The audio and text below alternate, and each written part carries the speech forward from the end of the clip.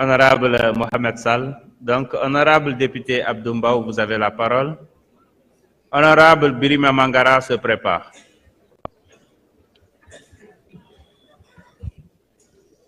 Monsieur le Président, Monsieur le Premier ministre, Mesdames, Messieurs les ministres du gouvernement, chers collègues, bonjour. Tout finit donc par arriver, wiri wiri jari ndari, comme on dit. Il en a fallu du temps, Monsieur le Premier ministre, pour qu'enfin qu'il daigne nous décliner à l'attention de tous les Sénégalais sa feuille de route.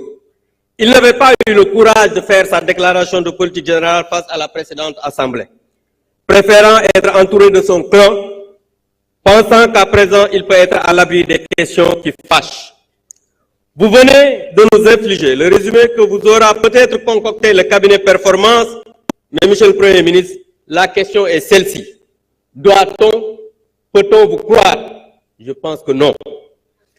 Vous avez, pour être poli, un rapport psychologique compliqué avec la vérité. Et les Sénégalais n'en peuvent plus de visionner vos voix quotidiens qui leur prouvent que vous êtes un homme qui ne nous a pas dit la vérité par rapport à la situation du pays et des finances publiques. Monsieur le Premier ministre, la vérité est adossée à une forme de connaissance et d'élégance intellectuelle qui permet d'acquérir une certaine crédibilité. On sent une absence d'humilité dans vos propos, comme si le Sénégal vous attendait pour exister. C'est parce que vos prédécesseurs ont réalisé des choses que vous avez pu aller à l'école et devenir aujourd'hui Premier ministre de la République du Sénégal. Monsieur le Premier ministre, imbibé de la chose mélanchoniste, vous avez pris le pari de conflictualiser les rapports politiques pour accéder au pouvoir. Aujourd'hui, que les Sénégalais vous ont confié les clés de la maison, alors changez de fusil d'épaule. Montrez-vous digne de la confiance que les Sénégalais vous ont manifestée. Arrêtez les discours populistes qui risquent de vous rattraper comme ça fut le cas tous les jours. Aujourd'hui, plus que jamais, notre jeunesse est désorientée. Vous lui avez promis l'emploi, vous avez comme bilan de 9 mois seulement les vacances agricoles. L'économie sénégalaise est de moins en moins compétitive, car vos premières mesures et vos discours, plus que personne ne vient investir au Sénégal, le secteur des BTP naguère porteur de croissance est à l'arrêt, l'agriculture chahutée. Monsieur le Premier ministre, pourquoi s'attaquer injustement au maire de Dakar, Barthélémy Diaz? Vous avez peur de quoi? Il faut nous le dire. Monsieur le Premier ministre, nous sommes au courant que vous êtes sous la menace des combattants que vous-même, vous aviez recrutés pendant votre mortal combat et vous prenez les 5 milliards du denier public pour les payer. Est-ce que vous allez indemniser les maîtres El Hadji Diouf? Est-ce que vous allez indemniser Auchan? Est-ce que vous allez indemniser les autres Sénégalais qui ont tout perdu? Allez-vous indemniser tout cela? Merci. Djeredjef, s'il vous plaît, s'il vous plaît, s'il vous plaît, s'il vous plaît, s'il vous plaît, gardons l'élégance quand même. S'il vous plaît. Honorable Birima Mangara, vous avez la parole. Honorable député Samba Dang se prépare. Je vous remercie, Monsieur le Président de l'Assemblée nationale, Monsieur le Président, Monsieur le Premier ministre, Mesdames, Messieurs. Vous pouvez reprendre. Voilà, s'il vous plaît. Nous avons très bien démarré. Il faut quand même bien terminer les choses. Respectons nos autres collègues. Alors, on démarre avec Honorable Birima Mangara pour 2 minutes et Honorable Samba Dang se prépare. Monsieur le Président de l'Assemblée nationale, Monsieur le Premier ministre, Mesdames, Messieurs les ministres et secrétaires d'État, chers collègues, j'ai 2 questions à l'endroit de Monsieur le Premier ministre, tout en me félicitant de la qualité de son discours d'aujourd'hui. Je le dis scientifiquement. Monsieur le Premier ministre, l'agenda national de transformation Vision 2050 a une feuille de route. Et à travers cette feuille de route, nous entendons dans la première séquence un besoin de financement de 18 000 milliards. Il reste que l'industrie constitue, pour l'industrialisation, constitue un axe majeur de cette vision. Mais aujourd'hui, à entendre dire le ministre de l'Industrie et du Commerce, vous avez trouvé 100 établissements industriels fermés. Vous avez évoqué tantôt la coalition de l'emploi. Vous avez également évoqué le dividende démographique. C'est pourquoi je m'interroge avec les Sénégalais sur les projections que vous faites dans ces premières séquences de création d'emplois. C'est important. La deuxième question est liée à la démocratie. Monsieur le Premier ministre, vous avez évoqué un certain nombre de points d'ordre politique, dont le financement des partis politiques. Nous souhaiterions vous entendre évoquer le bulletin unique, le financement de l'audiovisuel. Ça fait partie de la démocratie, même si c'est un autre aspect de communication. Je vous remercie. Merci beaucoup, honorable Birima Mangara. Honorable Sambadang, vous avez la parole. Honorable député Dabawanyan se prépare.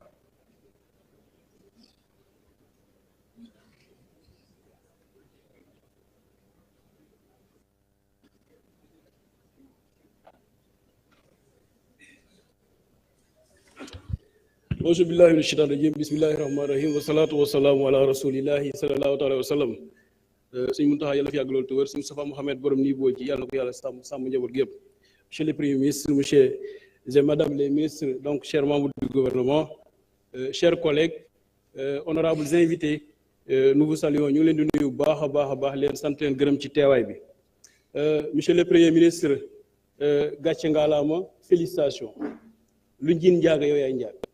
Tey bu ñu egsee fii ci projet bii yow yaa ko yenu te ba mu dëgëree dawoo dem Maroc dawoo dem Paris dawoo dem fenn da ngaa toog.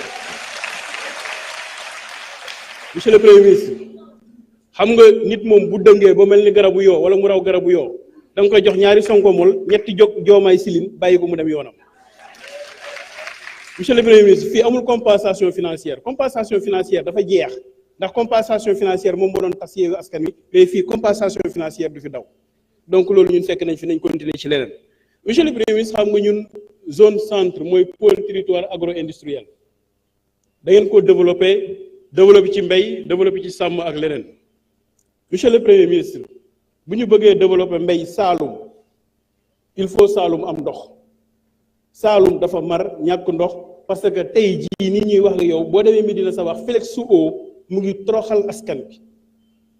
Kon monsieur le Premier ministre, man jàpp naa ne ndox mi war nga ci wax bu baax a baax loo ciy indi Saloum.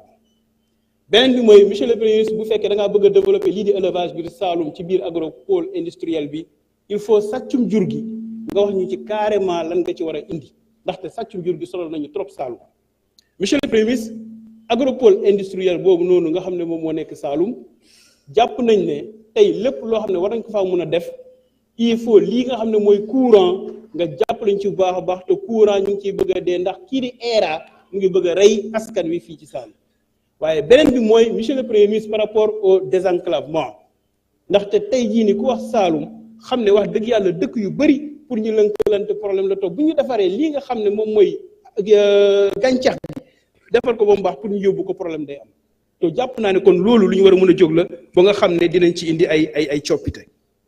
beneen bi mooy monsieur le Premier ministre dafa am lu ngeen wax mooy ci pôle territoire yi tey su ngeen bëggee defar pôle territoire yi il faut la formation professionnelle nekk à côté des pôles territoire mën di former mën di yóbbu ci pôle yi te loolu nag ISEP yi ñoo koy def te ISEP yooyu il faut ñu jël leen yóbbu leen ministère de la formation professionnelle et technique génnee ko ci université yi ndax nag ngay rogganti muy te ngay booti gamb loolu mënut a nekk parce que enseignement supérieur li mu am doy na ko sëkk kon nañ jël ISEP yi yóbbu ko fii nga xam ne moom mooy formation professionnelle. beneen bi moom mooy JEM mooy direction de l'équipement et du matériel ministère de la santé mais amuñu benn ressource ren ci budget bi il faut ñu jox leen ressource parce que bu ñu bëggee matériel médical bu baax loolu mooy faj askan bi il faut jéem am ay ressources. beneen bi mooy monsieur le Premier ministre dañoo nekk ci nawet bu métti ren ndax gerte gi amul te comme gerte gi amul fi ñu jëm mooy vivre de soudure yu métti lañ nar a am moo tax le ministre des finances dégagé na benn enveloppe 18,1 milliards pour vivre de soudure yooyu mais nañ ko yokk ba 30 milliards su boobaa ñu mën a dimbale béykat bi ñaari yoon dañ koy dimbale bu ñu koy jox jiw joxaale ko mu dee juróom-benn saaku bu juróom-ñaari saaku ceeb waaye bu dee bu mois d'août aussi ñu dolliwaat yeneen juróom-benn bu juróom-ñaari saaku ceeb parce que loolu mooy dimbale waa Saalum man nag xam naa la bëgguma nga defal pôle centre ba mu baax ceeb bi bëri jën bi bëri waa si commencé di tëb ak gis yi rek nga ne man Saalum laa dëkkoo Saalum de da nga di Ziguinchor ñu ngi leen di gërëm leen sant bu baax a baax jërë ngeen jëf. Jërëjëf honorable député Samba Dang. Honorable député Daba Wagnane, vous avez la parole. Honorable député Ismaïla Diallo se prépare. Merci beaucoup, Monsieur le Président. Monsieur le Premier ministre, ñu ngi lay nuyu ak membre gouvernement bi yépp. ñu ngi lay féliciter ci discours bu am solo bi ak liggéey bu am solo bi nga xamante ne si ne yéen a ngi koy liggéey depuis que ngeen toog ci bopp réew bi ak bopp réew mi ak jubal jubbanti bi nga xamante ne si ne ci ngeen tënku. Monsieur le ministre, ci référentiel horizon 2050 bi pôle Diourbel Louga bi dañ ci wax ne que ce sera un pôle urbain et industriel majeur mu nekk lu am solo ndax ku ne xam ne ñaari région yi dañoo manqué ay industrie wante nag ci biir loolu ñu ngi sàkku à ce que mu am adéquation entre industrie yi ngeen fa war a implanter ak ressources locales yi nga xamante ne si ne ñoo am ci gox yooyu ndax muy région de Louga que région de Diourbel activités yi nga xamante ne si ne moom lañ fi gën a yaakaar pour ñoŋal économie bi moo nekk élevage ak agriculture te nag dafa am ay dafa xaw a sooxe ndax si volet élevage li nga xamante ne si ne mooy sàccum jur gi lu jaaxal éleveurs yi la waaye tamit ci volet agriculture baykat yi ñi ngi leen di féliciter d'abord ci ndax cette année ci ku ne gis na ne que engrais bi ak semence bi ñëw na à temps et en quantité suffisante waaye tamit baykat yi ñi ngi sàkku à ce que matériel agricole yi ñu gën ko renforcer bu ko defee dinañ fa gën a ñoŋal li nga xamante ne si ne mooy secteur yi ma wax am assez de matière première nga xam ne bis bu ñu fa implanté industrie yi du am benn jafe-jafe waaye tamit ku wax élevage sa xel dina dem si Daara Jolof ba tey mu bokk ci région de Louga nga xamante ne si ne lañ fay produire ci meew askan bi mënuñu ko naan kon foofu ñu ngi fay solliciter des industries de transformation de produits laitiers waaye tamit des industries de transformation de produits agricoles bu ko defee dinañ mën a assurer suñu souveraineté alimentaire ndax souveraineté alimentaire du lenn lu dul bay di dunde di napp di dunde waaye tamit di sàmm di dunde monsieur le ministre par rapport à l'industrie extractive ku ne xam ne que société bi nga xamante ne si ne moom mooy GCO Grande Côte Opération actuellement mi ngi implanté wu à Lompoul te nag exploitation bi wax dëgg yàlla mi ngi am ay mi ngi produire ay effets néfastes ci côté population yi dem na ba détruire écosystème bi su ma jëlee communes yi nga xamante ne si ne ñoo bokk ci département Kébémer ma mën ki citer Jokkul Ceeb ak Kàbb Gay ñu ngi dem ba seen terre ñu ngi koy nangu waaye tamit ñu ngi yàq foofu lu bëree bëri ci mbay mi kon foofu maa ngi lay laaj yan mesure ngeen fas yéenee jël pour jafe-jafe yi nga xamante ne si ne moo am ci diggante GCO ak population bi mën a saafarawu ba askan bi gis seen bopp ci exploitation bi waaye tamit revenu yi nga xamante ne si ne moom mooy jóge ci exploitation bi bëgg na ngeen jël ci benn partie boo xam ne da ngeen koy jagle collectivité territoriales yi ak locales yi bu ko defee dinañ ci mën a construire ay infrastructures ay hôpitaux ak ay écoles ndax pôle bi tamit da ngeen ko wax ne ce sera un pôle urbain te ku wax urbanisme sa xel dina dem ci ay infrastructures te kat wax dëgg yàlla région de Louga muy département Kébémer di département Louga di département Linguère dafa manqué ay infrastructures je vous remercie. Jërëjëf honorable Daba Wagnane. Honorable député Ismaïla Diallo, vous avez la parole. Honorable député Pape Djibril Fall se prépare.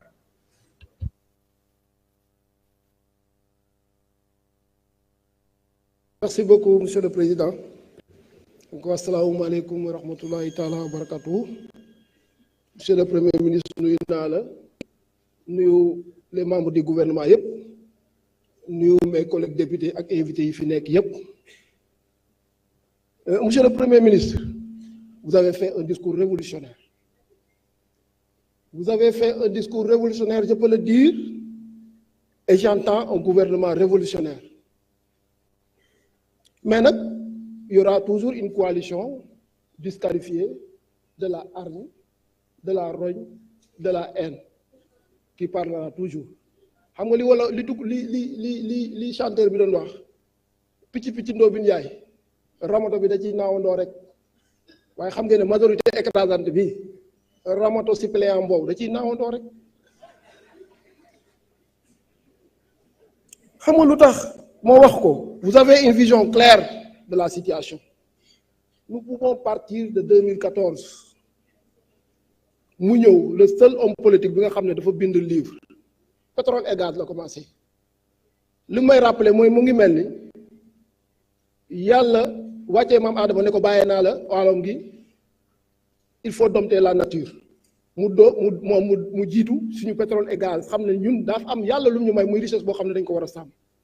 Mu jógee di foofu mu bind livre solution def diagnostic bi nga xam ne Sénégal dañoo am ay jafe-jafe mu ne man xam naa jafe-jafe sénégalais yi mais solution baa ngi nii nga dolli ci nga bind décentralisation nga bokk ko woon ak sa ministre tey jii mooy Fofana. loolu laa déggaat fii man déclaration politique générale li ma doon dégg ba mu nekkee ci opposition moom laa déggaat tey ci déclaration politique générale. Donc je dis que carrément nous avons une vision claire et ça coïncide avec ce Sénégal souverain, juste et prospère bi nga xam ne bëgg nañ ko am. Dégg naa nga ne dina métti, effectivement dina métti mais du métti buñ ko bokkee te wax na ko nee na sénégalais yi kaale ñu bokk ko ñu bokk ndey bokk bàyyi dem ca kanam. Il mérite d'être protégé. Je vous le dis ici, il est précieux. waxuma ko ndax ay bëtam de il est précieux. Ñun yàgg nañ fi depuis 1960 on nous compte nos hommes politiques depuis 1960 maa ngi doog a gis homme politique bu mel ni moom. dañ ko wax rek te yàlla rek tax nag buñ koy wax tam nañ ko wax rek te yàlla rek tax. Man nag damay ñëw ci souveraineté wax ci souveraineté pharmaceutique parce que boo seetloo souveraineté pharmaceutique moom mooy intégrer les médicaments essentiels mais également intégrer les vaccins.